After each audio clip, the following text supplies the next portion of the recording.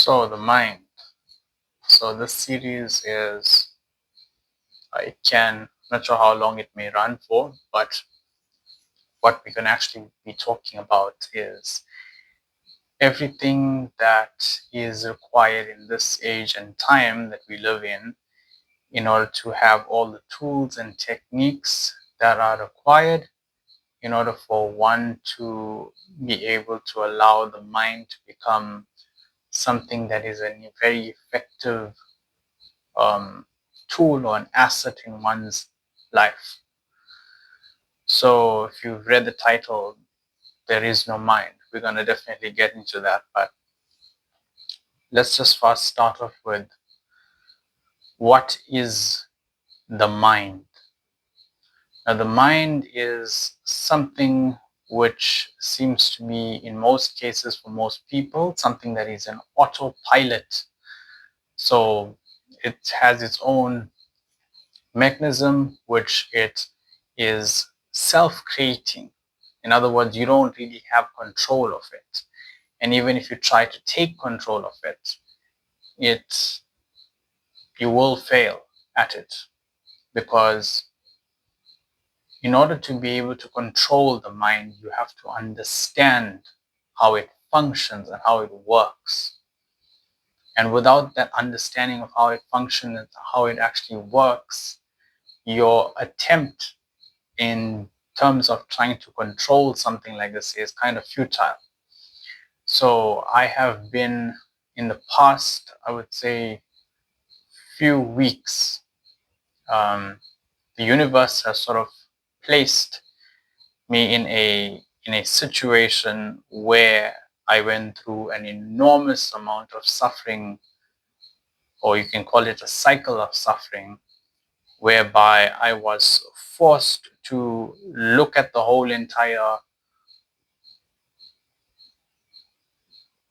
part of this spiritual journey as a seeker, being completely brand new to the path all over again.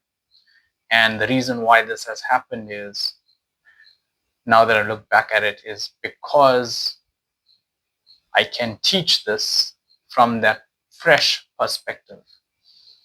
Because once you touch different states of consciousness, the old patterns and the necessary things that one used to do becomes irrelevant, because there's no need for it. Now, before this purpose of creating this video, because I had this intention planned way back before this experience of suffering, the whole entire thing was sort of to be thrown into the furnace and now re-look at it, come out of the furnace, and then speak from there, because a lot of people are trapped in this state of suffering, endless suffering. So now I'm at a much peaceful state and kind of grateful. And when you go through a stage where the mind is no longer an issue in your life, you tend to take it for granted, of the peace that you have. So it's a nice beating from the universe to uh, learn to appreciate and have gratitude in the present moment. So the mind is something that, as I said, something that cannot be controlled. Do not try and control your mind, because if you do try to control your mind, what actually happens is the mind becomes, or it seems to be, from a perspective where it is more rebellious in its nature. So trying to control it does the opposite. It's like sort of like a paradox. So if you haven't watched the Spirituality 101, you can go and watch that. I explain the paradox and what spirituality really is. But the series is about the mind specifically. So I will give you a technique of what you can use in this video that will be very powerful if you can practice this very often. And the more that you practice this, the more conscious, the more aware you become, and life's challenges sort of become lesser. So you sort of can breeze through life very effortlessly. So the mind can be your best friend or it can be your enemy.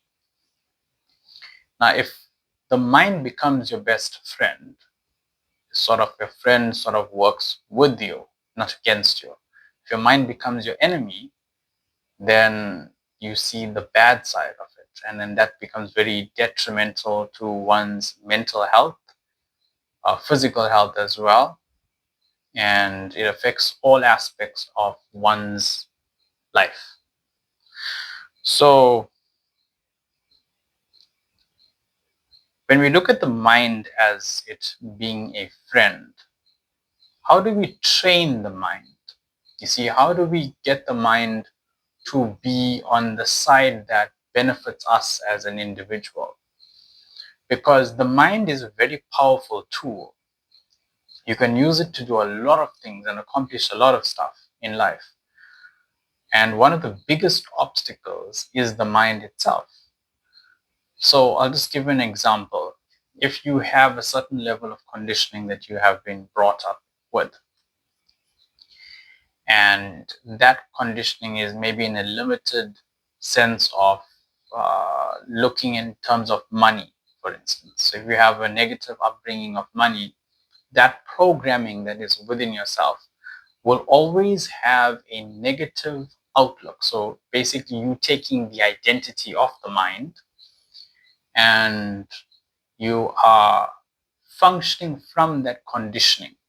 And when you function from the conditioning, you can only function within that cycle. So it sort of keeps you trapped in that cycle. So we're looking at from a place of how can we reprogram that cycle, because um, you can't really throw away the cycle. If you throw away the cycle, then it's like you cannot function without some form of memory, some form of programming. You cannot function without that aspect, without the thinking aspect, because thinking and thought comes from that cycle, right? And one does not question where does the thought arise from. And because one does not question where the thought arises from, then it gives a false perception of I am creating what I want. I am choosing what I want, but not questioning where does the thought arise from. So one can distance. The first step is to distance itself. This is not the method. I'll get into the method just now. The one is to distance yourself. So you are not your mind. So when you are suffering, specifically when you are suffering, notice the thoughts that arise. Start getting into the habit of watching the thought, because you are already noticing that there is a problem. And this problem is what you are calling is the mind, which is the activity. It's the mental activity that is going on and on and on and on, and it never stops. And because of that intensity of the mental activity, in the yogic culture, they call it a mental body. They don't really refer to as the mind as a physical uh, place in the body. It's a body itself. Like how you have a physical body, you have a mental body. So this mental construct is not you. So just recently, I saw a video where there was this guy that had PSTD, and he had a lot of trauma. He worked in the Navy, and he was so traumatized by what he has experienced that his father, who was his father looked like he was in the 80s, around the 80s, and in terms of age. And the father also worked in the military, and the son is inside a house and everything is locked up, and then he goes by the window and there's all these people around him, and then they're trying to talk to him or try to get him out from that trauma that he experienced, because he's been damaged really badly mentally. And it was very interesting when I watched that video. And I just watched, I think I came across it today. And this guy, the father, what he said, what he specifically told his son was plain darn spiritual wisdom. And he told his son, the mind is not you. And then he also said something along the lines as that the son was pointing to his head, and it's like the thoughts, but and his son is like shocked, he's still shocked and like shaking. And he's like, those thoughts are not you. Breathe. So trying to be in the present moment is a common spiritual teaching. But how does one center themselves in the current moment? If you bring your attention to your physical body, right, you're always in the moment. It's just that you just get too caught up in the mental space. You get too caught up with the thoughts. You get too strongly identified with the mental body, that you sort of lose the sense of self. And because one loses the sense of the self, of what they are, there is suffering that is linked to that. So every little thing that comes your way will rock your boat. So if you get into the habit of noticing the thoughts, and this is the practice, constantly becoming aware of every single thought that arises. So if you sit every morning and you spend 10 minutes just watching the thoughts that come, just simply watch thought. Even if you can do it now, you just simply close your eyes and you start getting to the habit of watching the thoughts. You start to see that the mental activity comes down. Now, the more you practice this, the more conscious you become of what thoughts arise. And when you are faced with certain decisions in life to maybe say something or do something, those thoughts that actually come up, now you are no more acting blindly and being controlled by the programming that's there. So in other words, you're also distancing yourself from the programming.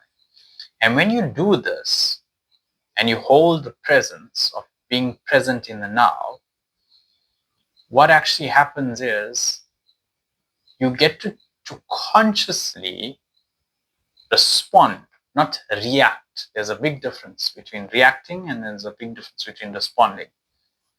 Reacting is more that you just say and do whatever that is first thing that comes to your head.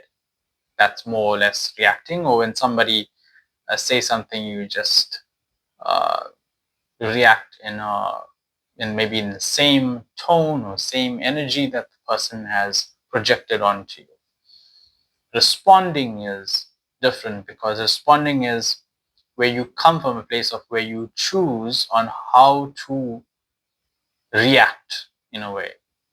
So you can choose to whether to react in a polite way, or you can choose to react in a negative way, but it sort of gives you a certain sense of power of how to actually navigate your life. So now your life is a little bit more in your control of how the outcomes play out. You may not have 100% control of the outcome, no one does, but you have a better chance of moving in a direction that benefits you as an individual. So the mind can be a very, very powerful tool in one's journey. And how you actually stop the mind is by through this practice. Eventually you become, I wouldn't say super conscious, but for lack of words, you become a super conscious being where that the mind itself eventually evaporates. So I've had this experience of no mind. And I think it was around back in 2021. The mind sort of disappeared. It was, I explained it like this. It was like flipping off a switch. Have you ever found the off switch for your mind? Now there is an off switch, and it was a very strange experience, because I've never experienced anything like that uh, up till that point in my life. Never. I didn't even know that was something that you can actually experience. That it was the world's most groundbreaking experience for me at that time, to have the off switch for the mind. Absolutely no thoughts.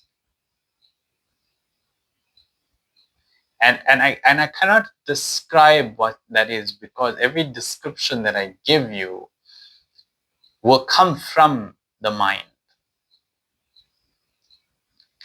And there is no words to describe that kind of experience, besides using the analogy of finding the off switch. That's the best I can do in terms of explaining that. So thank you for watching this part 1. There will be more parts to come after this, and hopefully that these videos, this mind series, does add some value to you in your life. And I think that this series is something that will be very useful and very powerful for people that actually do come across this here. If you've heard these kinds of things before, maybe other people have said it and stuff, the series will be kind of different and be kind of unique, because I will touch upon things that that may have not maybe linked in the past, or I will touch upon different dimensions, from the mystical dimensions of spirituality with the mind stuff in this series.